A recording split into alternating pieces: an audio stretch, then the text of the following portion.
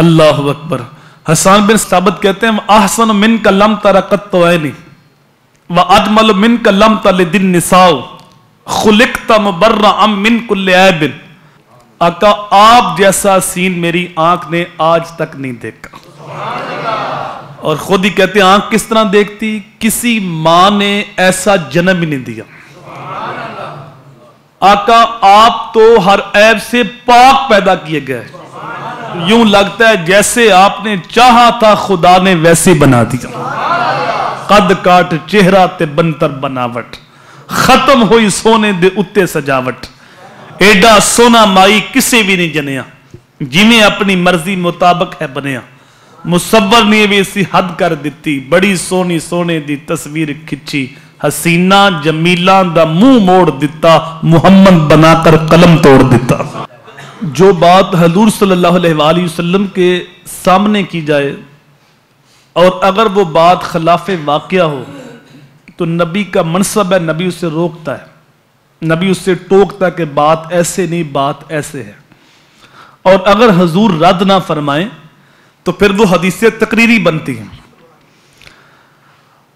رسول کریم صلی اللہ علیہ وآلہ وسلم کے سامنے حسان بن ثابت کہہ رہے ہیں وَأَحْسَنُ مِنْكَ لَمْ تَرَ قَطُّ عَيْنِي،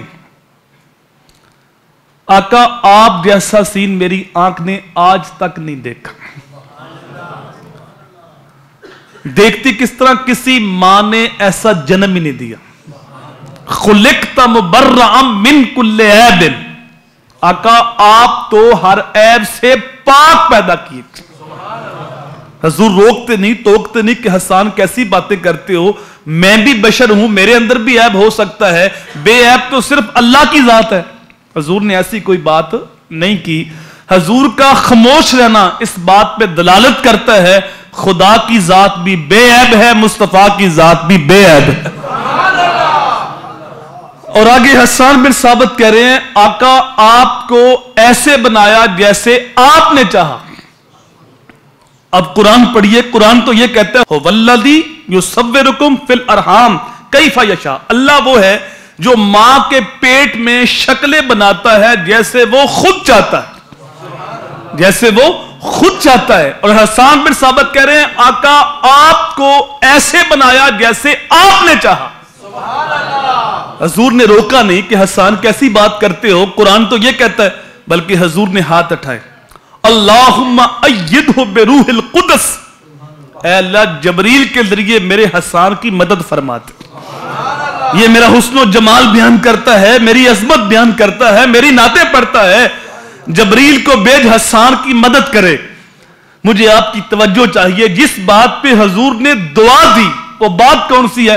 آقا آپ کو ایسے بنایا جیسے آپ نے چاہا۔ معلوم ہوا اوروں کو خدا نے بنایا اپنی مرضی سے اور مصطفیٰ کو بنایا مصطفیٰ کی مرضی سے۔ سر سے لے کر پاؤں تک تنویر ہی تنویر ہے، لفظ جو منہ سے نکلے وہ قرآن کی تفسیر ہے۔ سوچتی ہے دنیا مصطفیٰ کو دیکھ کر وہ مصور کیسا ہوگا جس کی یہ تصویر ہے۔